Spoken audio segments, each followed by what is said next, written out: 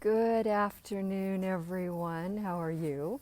It's Tuesday, and here with you again for some thoughts on self-care. And today we're going to talk about tips that you can do, things you can do getting through the holidays so that you're taking care of yourself, you're still feeling good, so that you bypass possibilities of going down the loop of getting into the sugar and the sugar cravings. Hello, Jenna. Thanks for tuning in. So even though it's the holidays, I'm outside in a short sleeve shirt. It's nice and warm here. That's, I guess, one of the benefits of living in the desert. You get to enjoy the cooler times when everybody else is freezing. So as I'm going along, I'm just going to give you a few tips. So I want to know what some of the things you do that help you get through this time of the year where you can still enjoy it and not slide into, old patterns that take you kind of down a more uncomfortable or painful path. Let's put it that way. So the first thing I want to share with you is this is a time of year when we've got lots of social gatherings, or more than normal. Hello, Adriana. Thanks for tuning in. So it's really easy to overeat and eat more of the wrong things, or things that we don't typically do. A lot more sweets, a lot more alcohol, a lot more candies and things, because there's more social activities. People bring stuff to work and it's just there all day long. So what can you do to kind of manage or navigate your way through that? So here's a couple of my suggestions. Number one, if you're going to be out and about, arrange your day so that you can eat first, so that you're not going there ravenous, because then you'll want to eat everything that's in sight, or it's easier to eat a lot more than you normally would. And oftentimes, especially if it's a potluck where people just bring stuff, there's often a lot of extra or more fast foods, quick foods, stuff that you just grab at the grocery store that may not be really healthy. And so you'd end up eating more of that during that meal or that particular day than you probably otherwise would. And so if you can plan ahead, bring a dish that you make of things that you know you can eat that's going to be really healthy, so that you know you've got some good solid nutrition so for that meal or that day, rather than just whatever shows up, because often that's too much sugar, or cookies and sweets, and hey, Elizabeth, chips and dip, which there's just always a lot of questionable ingredients in the dishes that just show up. So be a little bit more intentional about what you're doing when you're doing social outings if you can. Another idea is to take time out to appreciate nature. Like I'm outside here appreciating the day. Appreciate and be grateful and enjoy the season. If you're in a place that has a lot of snow and cold, then spend some time out there if you can without freezing your nose and your toes. But just enjoy the beauty of the season and enjoy what nature has to offer you in the area where you're living. Play outside, go in the snow if you can, or just take a nice walk out in the nature. And do it if you can. Socialize. If you know you have a tendency to isolate and then you get all bummed and depressed because you're alone, then find an activity, find something where you can get out of the house and go socialize, meet a new friend, go join a woman's circle and sit in circle. Those are always really very uplifting and great ways of meeting new friends. There's a lot of women's social circles online, virtually. Just go look for them. There's some on Facebook. There's some locally where I live, if you happen to live where I am here in Las Vegas.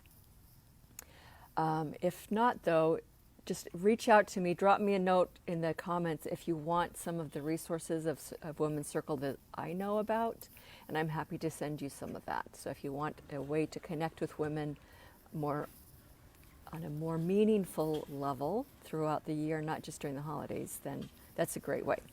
So I'm happy to share some resources. So just let me know if you want them. All right, give me a thumbs up if you like that. Okay, when you're out shopping for Christmas presents for everybody, don't forget a present for you. I've been getting myself Christmas presents for a long time. I get stuff for myself throughout the year. But just don't forget you. Take time out to appreciate and love and pamper you. Which brings me to my next point, which is to take some time to meditate, to go to a spa, get a massage, get your nails done, spend a good time, a good afternoon in front of the fireplace with a good book and some hot chocolate or a warm drink. Just really pamper yourself and appreciate you for everything that you've done, everything that you've gone through and learned, and just really take time to pamper yourself. Get some Epsom salts, some essential oils, throw them in the tub, have a nice warm bath. Lots of different things that you can do to remember you. We get so busy taking care of everybody else that it's easy to deplete ourselves and feel guilty for taking time out for us. And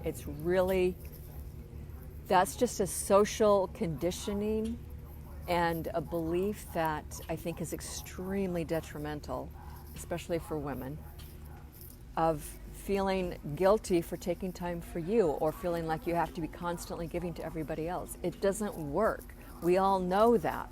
So why do we hang on to the should and the belief and the expectation that we're supposed to when we know it only results in stress, exhaustion, poor health problems, feeling depleted, adrenal fatigue? So let's just drop that whole idea that we're supposed to always be taking care of everybody else and just stop. Just stop it already. Reconfigure your day to put you in it rather than taking time out for everybody else all the time. So if that's you, find some ways to fit you into your day, put you onto your schedule or more, and go pamper yourself.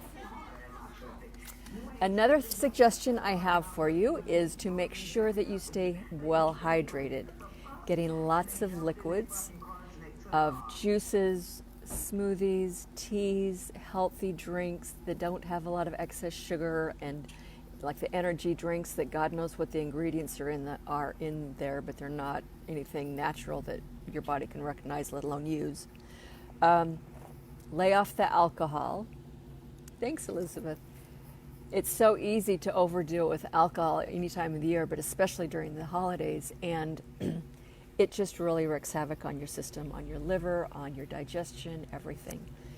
You pay for it the next day, gives you a headache, it dehydrates you. I mean, the list is endless. So really just monitor and watch and be cognizant of the amount of alcohol that you're going to consume if you do that. If you don't, great. But just make sure that your body is well hydrated with good quality liquids and water so that you can flush out yesterday's toxins, yesterday's activities, so that you don't get constipated and dehydrated, because that's one of the biggest things that can set you up for the wintertime flu season that happens after the holidays. All right, so the next idea is, and this is something you can do any time of the year, not just now, but especially now where this time of year where there's so many sweets and desserts and goodies. If you know that you have a sweet tooth, which a lot of us do, it's not about totally depriving yourself and feeling guilty and getting down on yourself saying, oh, I can't have that, or feeling bad of like, oh, I ate too much. What a really good solution is, is to look for your favorite candies and sweets that are made with healthy ingredients. There's so many of them out there now. There's snacks and cookies and protein bars and such. Go into health food stores. Go browse what they have. Read the labels. Spend some time reading labels to see what's in them. And you'll be able to find that there are, snacks, chocolate macaroons, cookies, or whatever that are made with ingredients that are not loaded down with the preservatives, the fake flavors, the fake colorings, the excess fat, the processed flour and sugar, all of the garbage that we know is unhealthy and actually toxic for the body. You can find cookies that don't have any of that in there. Another thing you can do is go on Google or go do an online search for recipes of some of your favorite treats and like pies and cakes and desserts and on that have clean and healthy ingredients in them. One of like the umbrella topics that you can do a search under is under gluten-free or vegetarian, vegan, plant-based, some paleo dishes, but that's kind of like a broad umbrella. But then once you dig down under in those veins or those topics, those categories, you'll find a lot of recipes for a lot of really good, yummy treats and desserts and snacks that you can make that don't have all of the harmful ingredients in them. You know, that have different types of sugars, more natural sugars that rather than the white processed sugar that's like horrific for you. So spend some time looking for different things and then try them out in the kitchen. That's another thing that you could do with friends, with family, with self-pampering, of enjoying the season. Spend some time exploring some of these new recipes of other things that taste just as good or better than the typical donuts, the candies, the cakes, the pies, the stuff that we have at this time of year. So that's always a fun thing to do. Okay, another thing you can do is if you're in the slumps, if you have a tendency to get depressed and feel sorry for yourself, get down on yourself, get out of the house. Go find something that you can do, even if it's just going to the coffee shop and just hanging out for a while. But getting out of the house, getting out with people, and reaching out, hello, then that really helps offset the downward spiral of negative emotions that is easy to get caught up in this time of year. Another thing you can do is, if you're familiar with essential oils, you can use those. I've got a cheat sheet that I've made about specific essential oils and specific acupuncture points on your legs and feet and wrists that you can do, that you can massage those points to help alleviate feelings like depression or anger or frustration or stress or some of the more negative things that we experience during the holidays. So if you want that, reach out for me. Drop me a 1 in the comments below and I will get you that cheat sheet. Hey, Jody. But that's just another tool that you can use to help manage your emotions so you don't spiral downward and then you end up on the couch snarfing down a half a gallon of ice cream or a bag of chips. Okay. Also, likewise, on the other end, if you tend to have families and dynamics where you end up in like arguments or tension and stress and they're just difficult relationships, but yet you feel obligated, you've got to spend some time with them during the holidays. But what you can do is, again, ask me for that cheat sheet that has some of the acupuncture points and some essential oils so that you can pull that out, hey Nancy, and massage those points on your wrists or your calves so that you don't get stuck and stay looping in the anger, the frustration, the depression, the loneliness, all of the difficult emotions that come up or that's common to experience during the holidays. You don't have to stay stuck in them. There's lots of tools to get you out of them. And so this is one tool that I've made. So let me know, just drop a 1 in the comments below if you'd like that. I'm happy to share it with you. It's just one way to helping you not get sucked into the sugar cravings loop and then you get stuck and then you stay there and then you feel bad for yourself. All right, so the last tip I want to share with you is just take some time, pull out your journal, light a candle, get a nice little warm drink, make a nice little ambient atmosphere for yourself, maybe before or after you've had a bath, in a hot soak in the bath. Pull out your journal, do some meditation, some prayers, and just really contemplate, what have you accomplished this year? What did you learn? What was challenging that you overcame? What are some of your wins? Just be grateful for you. Acknowledge you for everything that you've done and experienced, because these aren't easy times to be living in. There's so much going on. But just really write down, what did you achieve and accomplish, and celebrate yourself. Go buy yourself some extra shoes or something because of it. Or, find another way of celebrating yourself. And then also, what do you want to leave behind in the end of this year? And what do you want to carry forward into the next year that you want to build upon, nurture more, develop and learn more, to carry you towards whatever your end result or goals are. Clarify those for yourself and really take some time loving you for what you've done and your motivation, your intention, your desire. Acknowledge that, honor that for what you want to create. Hello, Anita. Thanks for tuning in. So just take some time this month through the holidays and just figure out what it is that you want to carry forward, what it is that you want to, like seeds that you want to plant and nurture next year, of what you want to create. And then celebrate yourself for all of that. All right? So I think one of the biggest takeaways I want to leave with you for this whole video today is love and acknowledge you. Appreciate you this time of year, as much as it is a time to appreciate everyone else, the season, religious, spiritual traditions, the whole picture.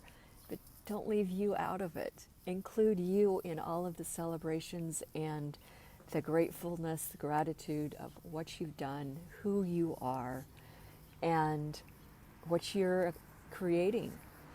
Because I think one of the biggest things for freeing yourself of sugar craving loops, of emotional eating, of sliding into downward spirals, is to really fill yourself with self-love and appreciation. When you're full of that, you're full of life, you're full of loving your life and what you're doing, there's no space for all that negativity and the emotional eating and all that other stuff that we get stuck in. So with that, if you enjoy your week, enjoy this holiday time.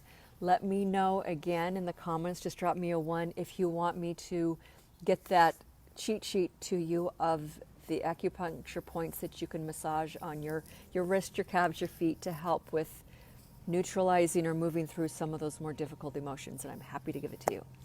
All right. Hey, Lisa. So with that, thanks for tuning in. Let me know if you want that cheat sheet. Have a great week, and I'll talk to y'all soon. Take care.